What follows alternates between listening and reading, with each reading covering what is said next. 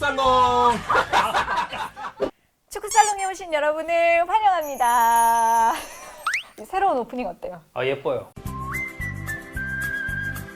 네, 그래서 오늘 처음으로 이런 그 재킷도 입고 오셨어요. 저 처음 봤어요. 사실. 아우 저희가 굉장히 방송이 좀 올바른 방향으로 발전하고 있지 않나 그런 생각이 많이 듭니다. 이 강전 아나운서가 사실 노력을 굉장히 많이 했습니다. 지금 저희의 이런 그치. 저희가 이제 방송을 시작한 지 거의 20회 정도가 다 돼가고 네, 있는데 네, 네. 저희의 수건 사업 중에 하나였죠. 분장과 의상 지원. 네. 드디어 됐습니다. 박수 한번 주시죠. 네. 강전 저희- 아나운서 수고 많으셨어요. 아 예. 우리 강지현 씨가 정말 고생을 많이 했어요. 셀프토다. 그래서 뭐 더 하실 말씀 끝이에요? 그냥 술 끊은 이렇게 정이 넘치는 축구살롱 오늘도 출발해 보도록 하겠습니다. 먼저 소준일 캐스터와 함께 한 주 동안의 골 때리는 이슈 살펴봐야 할 텐데요. 이 뭡니까 1번? 뭐 황덕연 시간에 이건 뭐예요? 18라운드에 예고되었었던 이슈가 있었죠. 과연 쌍용 매치가 열릴 것인가 열리지 않을 것인가. 결국 기성용 선수가 울산과의 경기에서 교체로 출장을 하면서 많은 축구 팬들이 기다렸던 쌍용 매치가 펼쳐졌습니다. 그런데 이거는 지난 라운드 리뷰를 할 때 황덕연 씨가 울산과 서울의 경기를 할 거기 때문에 제가 얘기를 안 하겠습니다. 열렸다는 거 이것만 얘기를 하고 넘어갈게요. 예, 그리고 6대4 난타전 이것도 역시 저희가 프리뷰 시간에 양 팀의 이야기를 할 겁니다. 그래서 이것도 넘어가겠습니다. 아니 그럼 이거를 양심이 있으면 본인의 이 내용 1번으로 넣으시면 안 되죠. 이건가 황덕연 씨 롤 아닙니까? 아니 있었잖아요. 있었던 거니까 이슈는 이슈니까 일단 얘기는 하고 넘어가겠다. 아 저는 인정합니다. 네 인정합니다. 헤드라인만 전달하겠다. 헤드라인만 전달을 해드리고 내용은 그대로 토스해드리겠다. 이 날로 먹는 법을 황덕연 씨한테 잘 전수받으셨어. 자, 그래서 2번으로 바로 넘어가겠습니다. 김진수 선수가 갑작스럽게 사우디아라비아로 이적을 하게 됐다는 소식인데요. 네. 협상 조건은 공개가 되지 않았지만 추정 이적료가 한 80만 유로, 한 11억 원 정도가 된다고 합니다. 계약 기간 3년, 그리고 연봉 한 200만 유로, 이거는 한 28억 원 정도로 계산을 할 수가 있는데 이 정도 조건으로 사우디아라비아의 알 나스르로 8월 30일 김진수 선수가 이적을 했습니다. 좋은 팀인가요? 아시아 챔피언스 리그를 나서는 팀이니까 당연히 괜찮은 팀이죠. 네. 지난해 기준으로 사실 김진수 선수가 K리그 1에서 가장 많은 연봉을 받는 선수였습니다. 14억 5천만 원을 수령을 하는 선수였는데 한 2배 정도가 상향된 금액이니까 이거를 선수가 거절을 하기에는 굉장히 좀 힘들죠, 솔직히. 근데 어떻게 남의 연봉을 외우고 계세요? 조사를 해왔죠. 상당히 부러우셨나 봐요. 아니 연봉 공개가 되지 않습니까? 좋아요. 사실 올 시즌이 끝나면 김진수 선수의 전북과의 계약이 모두 만료가 되는 상황이었기 때문에 몇 개월만 기다리면 이 선수를 FA로 영입을 할 수도 있었는데 그만큼 알 나스르가 적극적인 움직임을 보였다. 뭐 이렇게 굉장히 이 이야기를 선수를 원했나 봅니다. 할 수가 있겠고 전북 입장으로서도 이 선수에 대해서 잡을 수 있다라는 그런 확신이 들지 않았을 때 이적료를 챙길 수 있는 마지막 기회였기 때문에 이렇게 보낸 것으로 보이는데요. 네. 당장 김진수 선수가 9월 16일에 아시아 챔피언스 리그 이란 팀이죠. 세판전을 시작으로 사우디아라비아 생활을 시작할 것으로 그렇게 알려졌습니다. 금방 가네요. 뭐 여러 가지 현실적인 조건으로 인해서 김진수를 보내게 됐습니다. 전북 팬들은 굉장히 좀 아쉬울 것 같은데 어떻게 생각하세요? 자동으로 이렇게 보게 되네요. 네, 어떻게 생각하십니까? 뭐 저는 뭐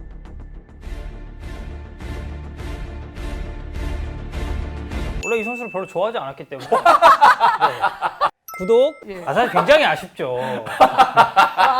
이게 사실 전화를 한다고. 제가 이렇게 웃고 있지만 이 김진수 선수가 이탈함으로써 생기는 전북의 왼쪽 풀백의 이 어떻게 보면 그 빈자리가 이주영 선수로 대체하기에는 약간 모자라다는 의견이 전북 팬들 사이에서 분명히 있었거든요. 그러다 보니까 아쉽지만 김진수 선수는 이제 또 알나스르에서도 좀 좋은 활약 보여주길 바라겠습니다. 그래서 막간 궁금한 게 있는데 사우디아라비아에도 한식집이 있습니까? 있겠죠. 오. 뭐 교민들도 많고 있지 않겠어요? 아 교민들도 이제 많네. 사우디는 아닌데 이제 제가 그 작년 11월에 두바이를 이제 세 번째 소식입니다. 김광석 선수가 드디어 400경기 출장을 또 달성을 했다는 또 축하드릴 소식이 대단하네요. 전해졌네요. 정말 400경기. 8월 30일 성남전에서 출장을 하면서 K리그 통산 400경기 출장 기록을 김광석 선수가 달성을 했습니다. 이로써 K리그에서 역대 17번째로 이 기록에 도달한 선수가 됐는데요. 현역 선수 가운데서는 이동국, 김영광, 강민수 그리고 최효진 선수 다음으로 5번째로 이 기록을 달성을 하게 됐습니다. 네. 특히 이 400번째 경기가 또 의미가 있었던 게 포항이 좀 힘들었잖아요. 최근 네. 경기 5경기에서 승리가 없으면서 굉장히 좀 침체기에 빠질 뻔했었는데 성남전에서 2대1 승리, 본인이 또 수비 라인을 굳건히 지키면서 승리도 지켜냈습니다. 그리고 501경기 출전 기록을 보유하고 있는 사람이 또 사실 포항의 김기동 감독이다 보니까 네네. 그리고 두 사람이 현역 선수로서 또 오랜 기간 포항에서 같이 발을 맞춰왔으니까 김기동 감독과 김광석 선수가 아마도 서로가 서로를 대하는 것 그리고 보는 시선이 좀 남다르지 않을까 싶은데 김기동 감독도 충분히 대단한 기록이라고 또 축하 인사를 전했습니다. 사실 이 선수가 2003년에 포항에서 데뷔한 이래로 군복무 시설을 제외를 하고는 줄곧 포항에서만 뛰어온 선수입니다. 그리고 여기서 24경기만 더 뛰면은 신태용 그리고 최연상에 이어서 한 팀 소속으로 400경기 이상을 뛰는 3번째 선수가 될 수 있으니까요. 김광석 선수의 역시 포항에서의 400경기 출장도 저희가 기대를 해보도록 하겠습니다. 네, 뭐 이 정도면 정말 그 포항 스틸러스의 레전드라고 이제 부를 만한 선수인 거죠? 포항의 역사를 함께 하고 있으니까요. 근데 보통 이런 선수를 리빙 레전드라고 하죠. 이제 살아있는 They ask 전설. you how you are, you just 그런 have 표현 to 안 say that 쓰나요? you're 아 fine. 쓰죠. You're not 예. really 왜 이렇게 눈치를 네. 봐요? 예. 발음이 조금 네네. 예. 그럼 좀 원어로 좀 보여주실래요? Living Legend. 네, 인정하겠습니다. 발음 되게 좋으시네요, 생각보다. 아, 영어 영문학 전공입니다. 그렇다고 합니다. 네. 자, 그렇다고 하는 걸로 하면서 여기서 골 때리는 이슈 마무리하겠습니다.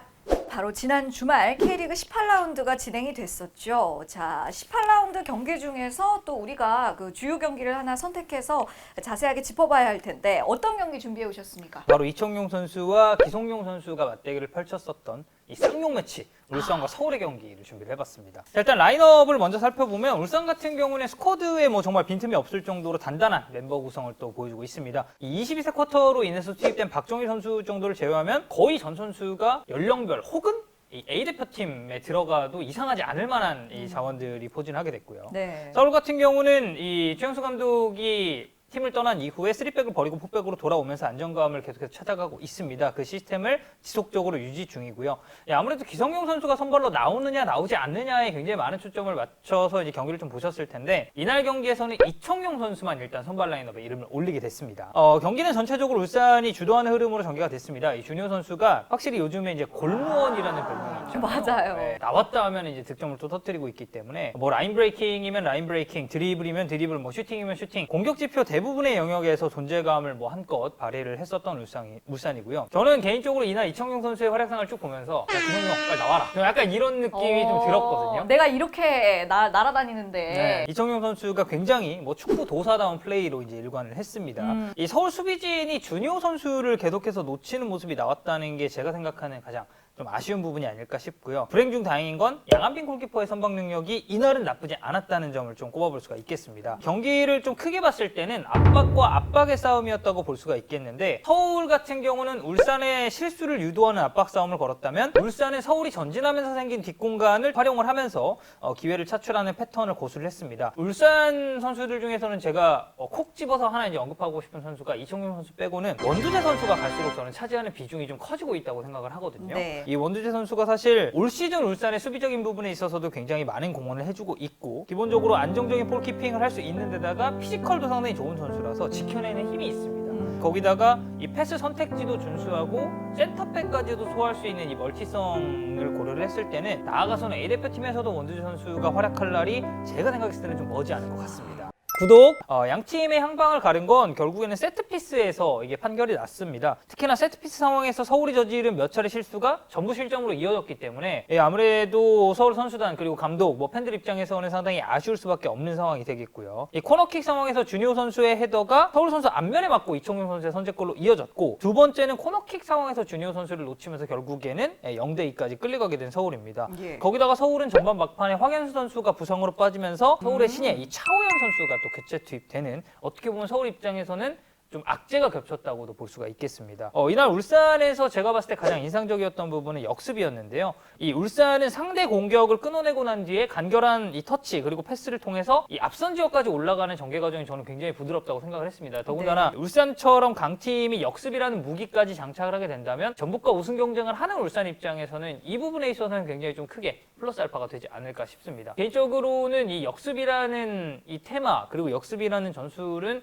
소준일 캐스터가 또 굉장히 또 전문가 중에 한 명이거든요. 왜요? 이 응원하는 아. 팬팀이 정말 단단한 수비를 바탕으로 이 역습 축구로 꽤나 쏠쏠한 재미를 봤었던 아틀레티코 마드리드뿐만이 아니라 2010년대 후반으로 접어들면 접어들수록 결국은 뺏어내서 상대방 파이널 서드로 빠르게 올라가는 그 공수 전환의 속도, 트랜지션의 속도를 어떻게 끌어올리느냐가 각 팀마다 화두인 것 같고, 누구께 질문이 있는데 파이널 서드가 뭔가요? 그러니까 경기장을 이렇게 딱 봤을 때 3등분을 할 수 있잖아요. 마지막 3분의 1 지점, 그러니까 상대방의 골문이 위치한 3분의 1 지점을 파이널 서드라고 하는 거죠. 그렇군요. 네.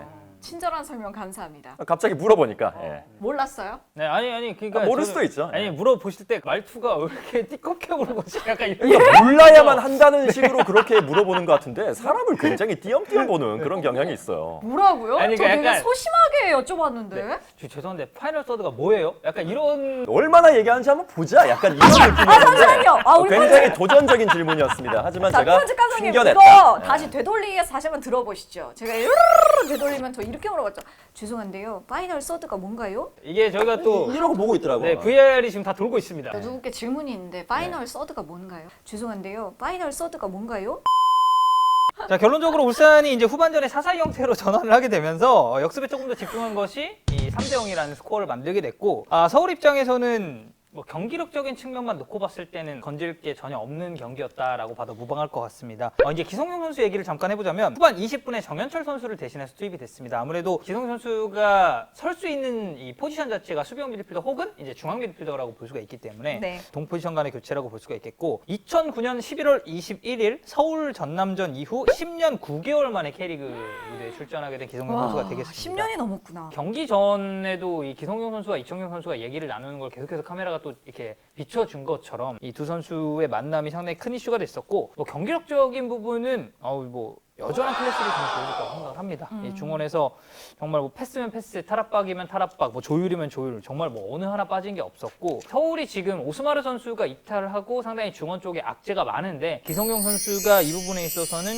좀 한 줄기 빛이 되지 않을까. 빛성용. 네, 빗성용. 네, 이런 느낌이 좀 되지 않을까 싶고, 이게 결과적으로 이 경기가 그 쌍용 더비로 이슈는 됐는데 경기 자체는 굉장히 좀 싱거운 울산의 승리로 종료가 됐다. 한 이 정도로 봐주시면 될 것 같습니다. 네, 뭐 지금 설명해 주신 대로 그 기성용 선수가 10년 이상 세월 만에 K리그 그라운드를 밟았고, 또 이청용 선수와 이 동반으로 출전한 게 11년이 넘는 굉장히 그 역사적인 의미가 있는 경기였는데, 네. 지금 지적해 주신 것처럼 경기 내용이 조금 더 재미가 있었더라면 어땠을까라는 그런 아쉬움은 좀 남습니다만, 어쨌든 역사적인 쌍용 더비가 기성용 선수의 교체 출장으로 성사가 되었다는 소식을 들려드리면서 울산 서울전 리뷰를 마치겠습니다. 남녀가 만날 때도 그런 말이 있죠. 내가 갖기는 싫고 남 주기는 싫어. 이게 약간 좋은데 싫어 이런 느낌. 되게 나쁜 쓰레기네. 남자다. 제가 그렇다는 게 아니라 그런 분들이 있다는 얘기죠. 본인 얘기네 딱 보니까. 네, 그래서 울산이란다.